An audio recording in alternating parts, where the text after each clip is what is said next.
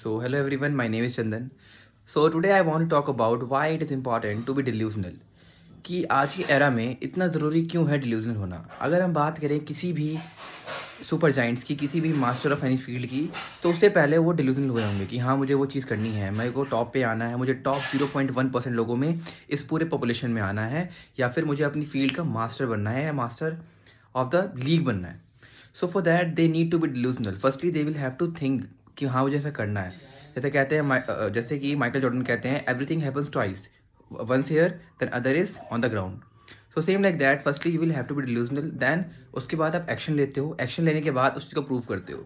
So if someone says कि हाँ, being delusional is a daydreaming, this that whatever shit they say, don't focus over that. अगर आप day dreaming कर रहे हो, इट इज़ ऑल्सो अबाउट कि आप डे ड्रीमिंग किस मामले में कर रहे हो। अगर आप बहुत पॉजिटिव होकर डे ड्रीमिंग कर रहे हो और साथ में एक्शन भी ले रहे हो, then it is quite well, nothing bad in it. But अगर आप सिर्फ डे ड्रीमिंग करोगे या सिर्फ थिंक करते रहोगे, डिल्यूजन रहोगे, कुछ एक्शन नहीं लोगे, because in the end action is very important.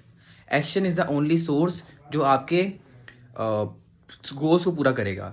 So in the end you will have to be best at your actions, क्योंकि एग्जीक्यूशन ही सबसे इंपॉर्टेंट होती है। We don't think about execution, but वही इंपॉर्टेंट है। पर सबसे मेन अगर बोलूँगा फाउंडेशन क्या है, foundation is delusional, foundation is thinking about that particular thing. तो इसीलिए being delusional is very important. So यही था आज का। Thank you.